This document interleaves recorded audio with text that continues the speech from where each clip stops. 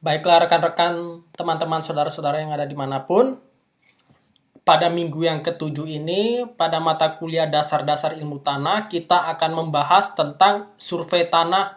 Ada pengertiannya, kemudian tujuan dari melakukan atau melaksanakan survei tanah, kemudian ada teknologi pendukung, serta kita juga akan mengklasifikasikan kemampuan tanah ya. Jadi kita mengklasifikasikan kemampuan lahan, serta kemampuan lahan dan kesesuaian lahan ya. Seperti itu ya. Kemudian ada evaluasi kesesuaian lahan ya. Nah, kita evaluasi kesesuaian lahan dan kegunaannya pada komoditas pertanian ya. Seperti itu. Kemudian dalam survei lahan sendiri kita akan mendeskripsikan karakteristik dari tanah-tanah di suatu daerah ya. Misalnya ada di dataran tinggi, dataran rendah ya, seperti itu ya, atau berdasarkan wilayah ya, misalnya ada di provinsi atau kabupaten atau berbeda pulau ya, seperti itu ya. Kemudian juga kita juga akan mengklasifikasikannya menurut sistem klasifikasi baku ya, atau klasifikasi yang umum digunakan ya, seperti itu ya. Kemudian selanjutnya juga memplot batas tanah ya, memplot batas tanah, bidang tanah pada peta untuk membuat prediksi atau memperkirakan tentang sifat tanah ya yang akan kita ambil sampelnya ya, seperti itu ya. Kemudian secara teknik dalam melakukan atau melaksanakan survei tanah dilakukan untuk mengetahui tingkat penyebaran ya,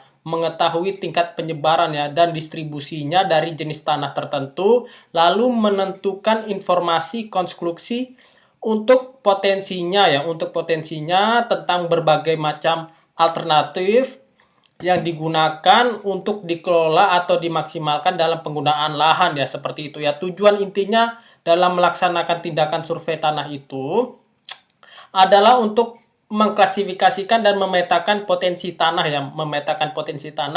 dengan cara mengkelompokkan tanah yang sama atau hampir sama sifatnya ya, seperti itu ya. Nah, survei tanah menurut Reyes terdapat berbagai ciri-ciri ya, ada 3 macam metode survei yang digunakan secara umum ya menurut Reyes ya. Nah, itu ada yang pertama itu adalah metode grid ya, metode grid yaitu dengan menggunakan upaya prinsip pendekatan sintetik ya. Nah, selanjutnya adalah metode fisiografi, yakni dengan bantuan interpretasi foto udara ya. Jadi kita menggunakan foto udara atau menggunakan prinsip analitik ya. Jadi menganalisis dari foto udara ya, seperti itu. Nah, selanjutnya adalah metode grid bebas ya. Metode grid bebas yang berarti merupakan kombinasi dua buah metode, baik grid dan fisiografi yang dijalankan bersama dengan kombinasi saling melengkapi ya, seperti itu ya. Nah, secara umum pada pelaksanaan metode grid bebas, si pemeta akan dibebaskan untuk memilih lokasi titik ya. Jadi kita dalam mensurvei tanah akan ditentukan dalam memilih lokasi titik pengamatan dan dalam menginformasikan secara sistematis untuk menarik batas dalam menentukan komposisi satuan peta ya, seperti itu ya. Selanjutnya dalam sistem klasifikasi kemampuan lahan adalah klasifikasi lahan yang dilakukan dengan metode faktor penghambat ya. Selanjutnya menurut sistem Reyes tadi, lahan dikelompokkan dari 3 kategori ya. Jadi ada kelas lahan ya, ada subkelas dan satuan kemampuan ya, atau capability units ya. Nah, satuan pengelompokan dalam manajemen unit juga ditentukan dari kelas, subkelas, dan satuan kemampuan tadi ya. Nah, dalam klasifikasi kemampuan